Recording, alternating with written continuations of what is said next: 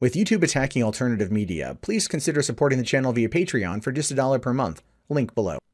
Hey, what's going on, everyone? My name is Matt Jarbo. This is the Monday Matt channel, and man, I'm a liberal, but I also support guns, so it's one of those weird places to be right now, given the current climate surrounding AR15s, and of course, the push to remove them for some reason.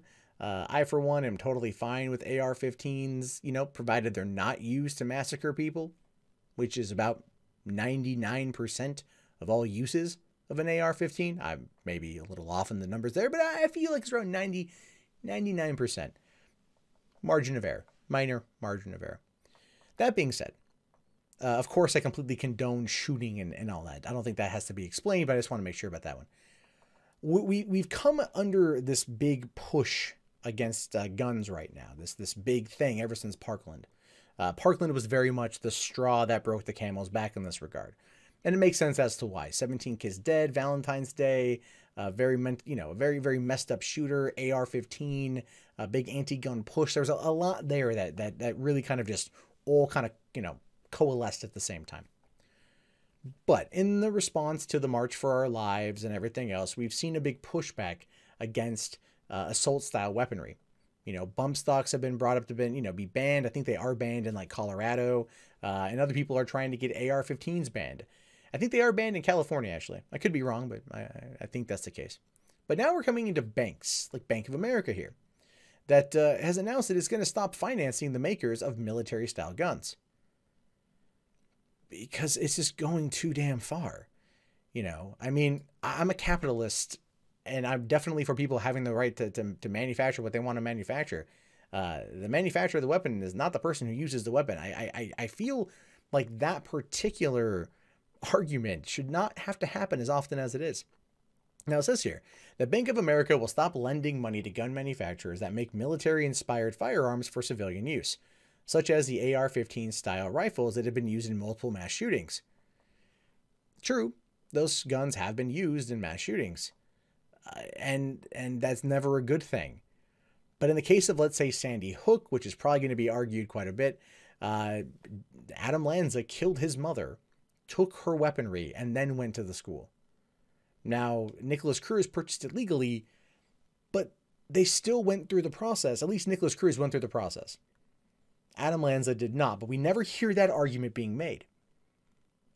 Were the makers of the AR-15 to be blamed for Adam Lanza killing his mother in order to steal her guns? No, of course not. But again, that argument is never freaking made. This policy is the latest example of Wall Street wading into the divisive gun control debate after Citigroup's announcement last month that it would require business customers to restrict certain types of firearm sales, saying we want to contribute in any way that we can to reduce these mass shootings, says N.M. Finucane, the vice chairwoman of the Bank of America. The bank works with just a handful of manufacturers with whom it has intense conversations over the past few months. The reactions to the new policy have been mixed. Well, of course they've been mixed. Of course they've been mixed. Of course they've been mixed. You're essentially telling these people that they cannot manufacture things that they make money off of, because of an innate fear that has been put into the minds of people out there. No, it's the gun control debate is a very, very tough one to get into. It's a very tricky one to wade into. And the reason why, in my opinion, is because, people out there, they want safety, but they also understand that the Second Amendment is the Second Amendment, and it's not going to go away. The NRA is far too big in terms of its lobbying arm to let that happen. And so now they're going after these manufacturers who are not the people committing the crimes.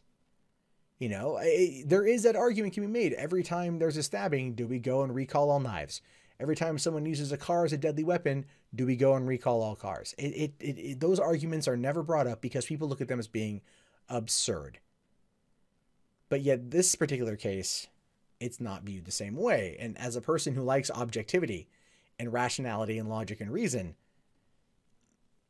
it gets to be frustrating because people in my political party are freaking out over this. And then I feel like I'm the outsider trying to explain to them that, you're going a little bit too far here. Now, Bank of America would not name any of the gun manufacturers it works with, but clients include well-known publicly held brands, The bank will wind down its relationship with companies that choose to continue making AR-15 style rifles and similar guns. I'm just going to, like, here's the thing. I want to just make this abundantly clear. I hate BOA. I mean, like, I hate Bank of America, but I'm telling you guys right now, if you do this, some other bank will come along and start giving those companies money. So people out there like cash. And if money is being made, if guns are being sold, because there's no greater seller of guns than the fear that the government's coming to take them. That's why during the Obama administration, the #1 seller of guns was Obama, because of that fear. Obama going to come take our guns. Obama never came and take your guns. So there's that. There are a few investor-owned gun makers in the United States. One of them, American Outdoor Brand Corporation, which owns Smith & Wesson brand, has seen its stock shed half its value in the past year. Another, Sturm, Ruger and Companies faced much better, dipping only slightly. Both companies make AR-15 style rifles. And probably one of the reasons why is because when these things happen, and that conversation about gun control starts making its way through the media, and you have the people on the left saying, we have to abolish all guns, and the people on the right saying, we have to protect all guns, people in the middle are going to go buy guns. Because it's a scarcity. It's a fear of missing out. FOMO. It's a fear of missing out. They're afraid if they don't get it now, it won't be there in the future. Like I said, there's nothing greater than selling a gun than fear. Now, for now, Bank of America will continue to offer banking services to firearms retailers. Asking gun shops to stop selling certain types of handguns or long guns get into civil liberties and is a ways off. But you're still going to start winding down giving money to people who sell the AR-15s or make the AR-15s and others. I mean, what, you're exchanging one for the other? I'm just saying, it's kind of a little bit on the hypocritical side. Corporations piled into the gun control debate after the shooting at Parkland, Florida, February, that left 17 dead and fueled the nationwide boycott effort against companies that had become partners with the powerful National Rifle Association trade group. Businesses including car rental companies like airlines, dating apps, and Walmart scaled back their exposure to guns. Wall Street, with its many ties to the gun industry, were slower to act. BlackRock said it was asking major gun makers and sellers about their business practices. Bank of America did the same. In March, Citigroup was the first big bank to issue firearms policy, requiring clients in the gun industry to stop selling to customers who have not passed a background check or are younger than the age of 21.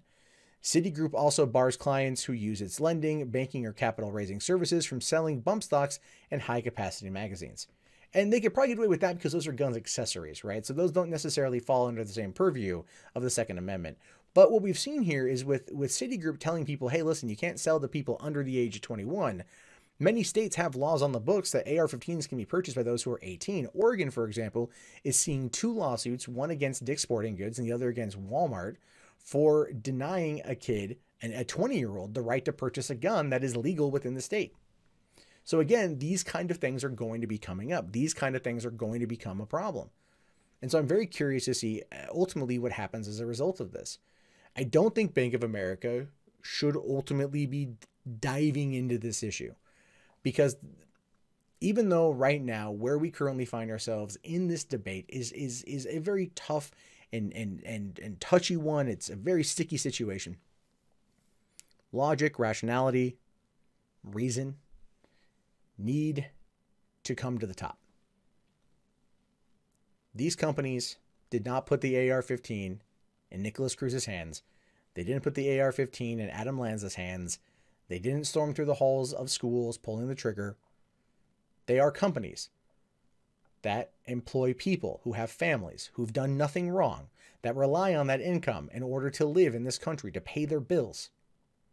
They've done nothing wrong, and they're being threatened with punishment over the actions of somebody else. I'm not a fan of that. I'm not a supporter of that. It doesn't matter what my political leanings are. I'm simply not a fan. You cannot sit there and punish other people directly or indirectly for the actions of somebody else. If you want to punish anyone for Parkland, punish the police that failed to act. Punish the FBI that failed to act. There is a systemic pattern of failure in that regard that helped lead to what happened. It's not the catalyst, not the cause, but helped allow it to get to that point because they didn't step in. The gun manufacturers have not done that. And I will always defend them because they have a right to produce content, to produce products for sale in our capitalist society under the Second Amendment. We're selling those items because of the Second Amendment. This is a very nuanced and touchy debate. But if Bank of America wants to lose money in order to save face in what can only be argued as a culture war that they ultimately don't have any real stake in, then this is the move they're going to do. And some other bank, Wells Fargo, Chase, who knows, is going to come by and pick up the slack. And considering that companies that are selling AR-15s are making more money because of that fear of missing out from people, they're going to lose money in the long run. What they should do, again, just suggestion. You can't sit there, a gun can't fire if there's no bullets. You know what I mean? That's just my theory on that one. But I want to know your guys' thoughts on this. Let me know in the comments below. My name is, of course, Matt Jarbo. This has been the Mundane Matt channel. If you haven't already, thumbs it up, subscribe, check back often for more content from me. And in fact, if you want to see more content from me, you can do so right now. Hey, thank you very much for watching the video. Be sure to hit that subscribe, click on that bell, and follow me on social media. It's the best way to stay up to date on all things Mundane Matt, as well as check out 3 Buck Theater and the Russell podcast streaming Sunday through Thursday, 9:30 p.m. on russell.net. Thanks very much and have a great day.